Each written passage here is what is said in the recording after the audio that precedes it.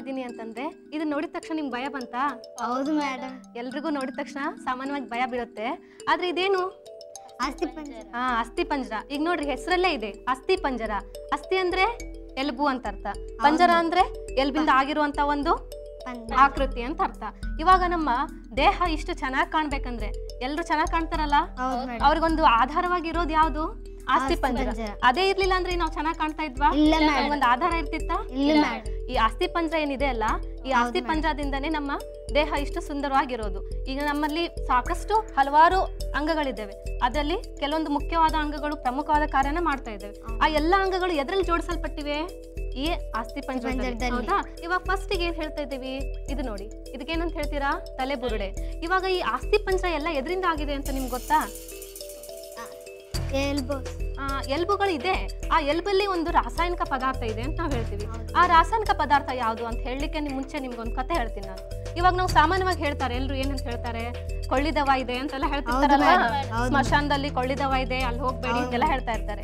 ಅದೇನದು ಕೊಳ್ಳಿದವ ಇದೆ? ನಾ ನಿಜವಾಗ್ಲು ಇಲ್ಲ. ಹಾಗಾದ್ರೆ ಅದೆಲ್ಲ ಯಾಕೆ ಹೆದರ್ತಾರೆ ಅಂತಂದ್ರೆ, ಮುಖ್ಯವಾಗಿ ನಮ್ಮ ಈ ಎಲುಬು ಏನಿದೆ ಅಲ್ಲ, ಈ ಎಲುಬಲ್ಲಿ ಏನಿರುತ್ತೆ? ಕ್ಯಾಲ್ಸಿಯಂ ಮತ್ತು ರಂಜಕ ಇರುತ್ತೆ, ಫಾಸ್ಫರಸ್ ಇರುತ್ತೆ. 80% ಕ್ಯಾಲ್ಸಿಯಂ ಇದ್ರೆ 20% ಏನಿರುತ್ತೆ? ರಂಜಕ ಇರುತ್ತೆ. ಆ ರಂಜಕ ರಾಸಾಯನಿಕ ಗುಣ ಏನಂತಂದ್ರೆ, ಅದು ಆಮ್ಲಜನಕದೊಂದಿಗೆ ಬೆರ್ಕೊಂಡ್ತಂದ್ರೆ ತನ್ನ ತಾನೇ ಹತ್ಕೊಂಡು ಏನ್ ಮಾಡುತ್ತೆ?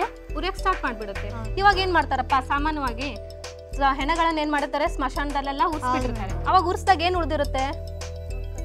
ಎಲುಬು ಎಲ್ಲ ಉಳಿದಿರುತ್ತಲ್ವಾ, ಎಲ್ಲ ಹೋಗಿ ಎಲುಬೆಲ್ಲ ಉಳಿದಿರುತ್ತೆ. ಆ ಎಲುಬು ಏನಾಗುತ್ತೆ? ಈ ಅದ್ರಲ್ಲಿ ರಂಜಕ ಇರುತ್ತಲ್ವಾ, ಆ ರಂಜಕ ಏನ್ ಮಾಡುತ್ತೆ? ಆಮ್ಲಜನಕದನ್ನು ಸೇರ್ಕೊಂಡು ಉರಿತಾ ಇರುತ್ತೆ. ಇವಾಗ ಜನರಿಗೆ ಏನಪ್ಪ, ಜನರೆಲ್ಲ ಬೆಳಗಿನ ಟೈಮ್ ಎಲ್ಲ ನೋಡ್ತಿರ್ತಾರ ಅನ್ಕೊಳ್ರಿ, ಅವಾಗ ಅದು ಬೆಂಕಿ ಹತ್ತಿದ್ ಕಾಣಿಸಲ್ಲ, ಯಾಕಂದ್ರೆ ಬೆಳಗಿನ ಟೈಮ್ ಎಲ್ಲ ಬೆಳಕು ಜಾಸ್ತಿ ಇರುತ್ತೆ. ಅದೇ ತರ ರಾತ್ರಿ ಅವ್ರು ನೋಡ್ಬಿಟ್ರೆ ಒಂದ್ ಕ್ಷಣ ಏನ್ ಮಾಡ್ತಾರೆ? ನೋಡ್ಬಿಡ್ತಾರೆ. ಅಲ್ಲೇನಾಗಿರುತ್ತೆ? ಪೂರ್ತಿ ಡಾರ್ಕ್ ಇರೋದ್ರಿಂದ ಆ ಬೆಂಕಿ ಏನಾಗುತ್ತೆ? ಬೆಂಕಿ ಜಾಸ್ತಿ ಎದ್ ಕಾಣುತ್ತೆ. ಅದನ್ನೆಲ್ಲ ಏನಂತ ತಪ್ಪಾಗಿ ತಿಳ್ಕೊತಾರ ಅವರು? ಕೊಳ್ಳಿದೆವ್ವ ಅಂತ ಹೇಳ್ತಾರೆ. ಇವಾಗ ಅರ್ಥ ಆಯ್ತಾ? ಕೊಳ್ಳಿದವನಿಲ್ಲ, ಏನು ಇಲ್ಲ. ಅದು ಯಾಕಾಗುತ್ತೆ ಅಂದ್ರೆ ಎಲ್ಬಲ್ಲಿ ರಂಜಕದಿಂದ ಆಗುತ್ತೆ, ಅದು ಸೇರ್ಕೊಂಡು ಬೆಂಕಿ ಹತ್ಕೊಳ್ಳೋದ್ರಿಂದ ಆಗುತ್ತೆ ಅಂತ ಹೇಳ್ತೀವಿ. ಈಗ ನಿಮ್ಗೆ ಇದ್ರಲ್ಲಿ ಏನಿದೆ ಅಂತ ಗೊತ್ತಾಯ್ತು. ಹಾಗಾದ್ರೆ ಇವಾಗ ಈ ಪ್ರತಿಯೊಂದರದ ಹೆಸರು ನಾವು ನೋಡ್ತಾ ಹೋಗೋಣ. ಒಟ್ಟಾರೆಯಾಗಿ ನಮ್ಮ ದೇಹದಲ್ಲಿ 206 ಮೂಳೆಗಳಿವೆ. ಎಷ್ಟು ಮೂಳೆಗಳು? 206 ಮೂಳೆಗಳು. ಇವಾಗ ನಾವು ಅದರಲ್ಲಿ ಯಾವ್ದು ಅತಿ ದೊಡ್ಡ ಮೂಳೆ, ಯಾವ್ದು ಅತಿ ಸಣ್ಣ ಮೂಳೆ ಅಂತ ಮುಂದೆ ನಾವು ಕಲಿತಾ ಹೋಗೋಣ. ಈ ತಲೆಬುರುಡೆ ನೋಡಿ, ಈ ತಲೆಬುರುಡೆಯಲ್ಲಿ 29 ಮೂಳೆ ಈ ತಲೆಬುರುಡೆಯಲ್ಲೇ ಇದೆ. ಇವಾಗ ಎಲ್ಲ ಮೂಳೆ ನೋಡ್ಕೊಳ್ಳಿ, ನೀವು ನೋಡ್ಕೊಂಡು ನೋಡಿದಾಗ ಬಹಳ ಗಟ್ಟಿ ಅಲ್ವಾ? ಈ ಮೂಳೆಗಳೆಲ್ಲ ಏನಿರುತ್ತೆ? ತುಂಬಾ ಗಟ್ಟಿ ಇರುತ್ತೆ. ಯಾಕೆ ಇಷ್ಟು ಗಟ್ಟಿ ಇರುತ್ತೆ ಅಂದ್ರೆ, ಇದ್ರೊಳಗೆಲ್ಲ ಬೇರೆ ಬೇರೆ ಅಂಗಗಳಿರುತ್ತೆ ಅಂತ ಹೇಳಿದ್ರಲ್ಲ. ಇವಾಗ ನಿಮ್ಮ ತಲೆಬುರುಡೆಯಲ್ಲಿ ಒಳಗಡೆ ಏನಿದೆ? ಬ್ರೈನ್, ಮೆದುಳಿದೆ. ಮೆದುಳು ಅತಿ ಸೂಕ್ಷ್ಮವಾದದ್ದಲ್ಲ, ಅದನ್ನೆಲ್ಲ ಮೇಲ್ ಕವರ್ ಮಾಡಿರೋದೇನಿದು? ತಲೆಬುರುಡೆ. ಅದಕ್ಕಾಗಿ ಈ ಎಲುಬು ಎಲ್ಲ ಏನಿರುತ್ತಲ್ಲ, ತುಂಬಾ ಹಾರ್ಡ್ ಇರುತ್ತೆ. ಈ ತಲೆಬುರುಡೆಯಲ್ಲಿ ಬಹಳಷ್ಟು ಬೇರೆ ಬೇರೆ ಭಾಗಗಳು ಬರ್ತವೆ. ಇವಾಗ ಮುಂದೇನಿರುತ್ತಲ್ಲ, ಇದನ್ನ ಏನಂತ ಹೇಳ್ತೀವಿ? ಹಣೆಯ ಅಸ್ಥಿ ಅಂತ ಹೇಳ್ತೀವಿ. ಅಂದ್ರೆ ಹಣೆ ಅಂತ ಹೇಳ್ತೀವಲ್ಲ, ಹಣೆಯ ಅಸ್ಥಿ. ಆಮೇಲೆ ಈ ಬಾಜು ಏನಿರುತ್ತಲ್ಲ, ಇದನ್ನೇನಂತ ಹೇಳ್ತೀವಿ? ಪಾರ್ಶ್ವ ಅಸ್ಥಿ. ಆಮೇಲೆ ಈ ಹಿಂದೆ ಏನಿರುತ್ತಲ್ಲ, ಇದನ್ನೇನಂತ ಹೇಳ್ತೀವಿ? ಹೆಡತಲೆ ಮೂಳೆ, ಅಂದ್ರೆ ಹಿಂದಿನ ಮೂಳೆ. ಆಮೇಲೆ ಇಲ್ಲಿರುತ್ತಲ್ಲ, ಈ ಮೂಳೆನೇನಂತ ಹೇಳ್ತೀವಿ? ಕಪೋಲಾಸ್ಥಿ ಅಂತ ಹೇಳ್ತೀವಿ.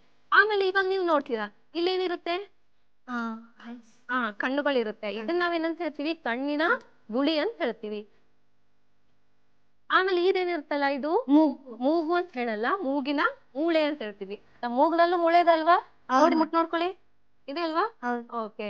ನೆಕ್ಸ್ಟ್ ಇಲ್ಲೇನ್ ಬರುತ್ತಲ್ಲ, ಇದು ಮೇಲ್ದವಡೆ, ಕೆಳದವಡೆ ಅಂತ ಹೇಳ್ತೀವಿ ನಾವು. ಇವಾಗ ನೋಡಿ, ಯಾವ್ದು ದವಡೆ ಚಲ್ಸಕ್ ಬರುತ್ತೆ? ಕೆಳದವಡೆ ಮಾತ್ರ ಚಲಿಸಬಹುದು ನಾವು. ಮೇಲ್ದವಡೆ ಇದೆಲ್ಲ ಸೇರ್ಕೊಂಡು ಏನಾಗ್ಬಿಟ್ಟಿದೆ? ಗಟ್ಟಿಯಾಗಿ ಸೇರ್ಕೊಂಡ್ಬಿಟ್ಟಿದೆ. ಇವಾಗ ಈ ಅಸ್ಥಿ ಪಂಜರ ನಾವು 3 ಭಾಗಗಳಾಗಿ ಅಭ್ಯಾಸ ಮಾಡ್ತೀವಿ. ಮೇಲ್ಗಡೆದ್ದು ತಲೆಬುರುಡೆ, ಇದು ಪಕ್ಕೆಲುಬುಗಳ ಜೋಡಣೆ, ಆಮೇಲೆ ಇದು ಒಸ್ಲಿ ಕುಹರ, ಮುಂದಿನದೆಲ್ಲ ಕೈ ಕಾಲು ಮೂಳೆಗಳು ಅಂತ.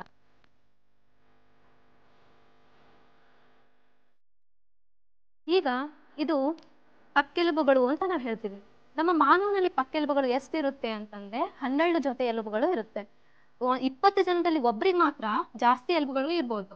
ಆದ್ರೆ ಸಾಮಾನ್ಯವಾಗಿ ಇರೋದು ಎಷ್ಟಿರುತ್ತೆ? 12 ಜೊತೆ ಎಲುಬುಗಳಿರುತ್ತೆ. ಅಂದ್ರೆ ಎಷ್ಟು ಎಲುಬುಗಳು ಇರ್ಬೋದು? 12 ಜೊತೆ ಅಂದ್ರೆ 24 ಎಲುಬುಗಳು ಇರುತ್ತೆ. ಈ ಕಡೆ 12, ಈ ಕಡೆ 12. ಈ ನಡುವೇನು ಭಾಗ ಇದೆ ಅಲ್ಲ, ಇದನ್ನ ನಾವು ಎದೆಯ ಮೂಳೆ ಅಂತ ಹೇಳ್ತೀವಿ. ಇದು ತುಂಬಾ ಗಟ್ಟಿಯಾಗಿರುತ್ತೆ. ಯಾಕಂದ್ರೆ ಇಲ್ಲಿ ಒಳಗಡೆ ಏನಿರುತ್ತೆ, ಹೃದಯ ಮತ್ತು ಶ್ವಾಸಕೋಶಗಳಿರುತ್ತಲ್ವಾ, ಅದನ್ನ ರಕ್ಷಣೆ ಮಾಡೋದಕ್ಕೋಸ್ಕರ ಇದು ತುಂಬಾ ಗಾಢಾಗಿರುತ್ತೆ. ಆಮೇಲೆ ಇದು ನೋಡಿ, ಇದು ಕೈನ ಮೂಳೆ ಅಂತ ಹೇಳ್ತೀವಿ. ಇದು ಮೇಲ್ಗಡೆ ಏನಿದೆ ಅಲ್ಲ, ಅದೇನಿದು ದೊಡ್ಡ ಮೂಳೆ, ಇದನ್ನ ನಾವು ಹ್ಯೂಮರಸ್ ಅಂತ ಹೇಳ್ತೀವಿ. ನಂತರ ಇಲ್ಲಿ ನೋಡಿ, ಈ ಕೈ ಮೂಳೆನೇ ಎರಡನೇ ಭಾಗ ಏನಿದೆ ಅಲ್ಲ, ಇಲ್ಲಿ ಒಂದೇ ಮೂಳೆ ಇಲ್ಲ. ಎಷ್ಟು ಮೂಳೆ ಇದೆ ಇಲ್ಲಿ? ಎರಡಿದೆ. ಒಂದು ದಪ್ಪ ಇದೆ, ಇನ್ನೊಂದು ಸಣ್ಣ ಇದೆ. ಅದನ್ನ ರೇಡಿಯಸ್ ಮತ್ತು ಅಲ್ನ ಅಂತ ಹೇಳ್ತೀವಿ. ನಂತರ ಇಲ್ಲಿ ಮುಂದೆ ಕೈನ ಮೂಳೆಗಳು ಬರುತ್ತೆ. ಈ ಎಲ್ಲಾ ಮೂಳೆಗಳ ನಡುವೆ ಏನಿದೆ ನೋಡಿ, ಜೋಡಣೆ ಇದೆ. ಆ ಜೋಡಣೆ ಇರೋದ್ರಿಂದನೇ ಏನಾಗ್ತಾ ಇದೆ, ನಮ್ಗೆ ಕೈನ ನೀವೇನ್ ಮಾಡ್ಬೋದು, ಚಲಿಸ್ಬೋದು ಅದಲ್ವಾ. ಅದೇ ತರ ಇದಾದ ನಂತರ ಈ ಹಿಂದೆ ಎರಡು ದಪ್ಪನೆ ಮೂಳೆಗಳು ಕಾಣಿಸ್ತಲ್ಲ, ಅದನ್ನ ನಾವೇನಂತ ಹೇಳ್ತೀವಿ, ಭುಜದ ಮೂಳೆಗಳು ಅಂತ ಹೇಳ್ತೀವಿ. ನಂತರ ಈ ಬೆನ್ನು ಮೂಳೆಗಳು ಇರುತ್ತಲ್ವಾ, ಈ ಬೆನ್ನು ಮೂಳೆನೆ ನಮ್ಮ ಇಡೀ ಅಸ್ಥಿ ಪಂಜರಕ್ಕೆ ಒಂದು ಆಧಾರವನ್ನ ಒದಗಿಸ್ಕೊಟ್ಟಿದೆ. ಆ ತರಾನೇ ಈ ನಂತರ ನಾವು ಇದು ಹೋದ್ಮೇಲೆ ಇಲ್ಲಿ ನಂತರ ಯಾವ್ದು ಬರುತ್ತೆ, ಇದು ವಸ್ತಿ ಕುಹರ ಅಂತ ಹೇಳ್ತೀವಿ ನಾವು. ಇದು ಯಾವ ಆಕಾರದಲ್ಲಿದೆ ನೋಡಿ, ಬೋಗುಣಿ ಆಕಾರದಲ್ಲಿದೆಲ್ಲ, ಈ ತರ ಬೋಗುಣಿ ಆಕಾರದಲ್ಲಿ ಇರುತ್ತೆ. ಇದನ್ನ ನಾವು ಸೊಂಟದ ಮೂಳೆ ಅಂತಾನು ಕರಿತೇವೆ. ನೆಕ್ಸ್ಟ್ ಇರೋದೇನಿದು, ಕಾಲಿನ ಮೂಳೆಗಳು. ಈ ಕಾಲಿನ ಮೂಳೆಗಳು ಸಹ ಕೈನ ಮೂಳೆಗಳ ತರಾನೇ ಎರಡ್ ಭಾಗದಲ್ಲಿ ಇರುತ್ತೆ. ಮೇಲ್ಗಡೆದೇನಿರುತ್ತೆ, ತುಂಬಾ ದೊಡ್ಡದಿರುತ್ತೆ, ಕೆಳಗಡೆದು ಮತ್ತೆ ಎರಡು ಭಾಗಗಳಾಗಿರುತ್ತೆ. ಅದೇ ತರ ಈಗ ನೀವೆಲ್ಲ ನೋಡಿದ್ರಲ್ಲ, ಮಾಂತ್ರಿಕರು ಮಾಡ್ತಾರಲ್ಲ, ಅವ್ರ ಕೈಯಲ್ಲಿ ಒಂದು ಬೋನ್ ಇಟ್ಕೊಂಡಿರ್ತಾರೆ, ಒಂದು ಮೂಳೆ ಇಟ್ಕೊಂಡಿರ್ತಾರೆ, ದೊಡ್ಡ ಮೂಳೆ ಇರುತ್ತೆ. ಅದ್ಯಾವ ಮೂಳೆ ಅಂದ್ರೆ ಈ ತೊಡೆ ಮೂಳೆ ಇರುತ್ತಲ್ಲ, ಇದು ನಮ್ಮ ದೇಹದಲ್ಲೇ ಇಡೀ ನಮ್ಮ ಅಸ್ಥಿ ಪಂಜರದಲ್ಲೇ ಅತಿ ದೊಡ್ಡ ಮೂಳೆ ಯಾವ್ದಂದ್ರೆ ಈ ನಮ್ಮ ತೊಡೆ ಮೂಳೆ. ಇದನ್ನ ನಾವು ಫೀಮರ್ ಮೂಳೆ ಅಂತಾನು ಕರಿತೀವಿ. ಅದೇ ತರ ಈಗ ನಾನು ದೊಡ್ಡ ಮೂಳೆ ಹೇಳ್ಬಿಟ್ಟೆ, ಆ ತರ ಚಿಕ್ಕ ಮೂಳೆ ಯಾವ್ದಿರ್ಬೋದು, ಅಲ್ಲ. ನಮ್ಮ ದೇಹದಲ್ಲಿ ಅತಿ ಚಿಕ್ಕ ಮೂಳೆ ಎಲ್ಲಿರುತ್ತೆ ಅಂದ್ರೆ ನಮ್ಮ ಕಿವಿ ಒಳಗಿರುತ್ತೆ. ಅದನ್ನ ರಿಕಾಪು ಮೂಳೆ ಅಂತ ನಾವು ಹೇಳ್ತೀವಿ. ಅತಿ ಚಿಕ್ಕದು ಕಿವಿಯಲ್ಲಿರುತ್ತೆ, ಅತಿ ದೊಡ್ಡದು ಫೀಮರ್ ಮೂಳೆ, ತೊಡೆಯ ಮೂಳೆ.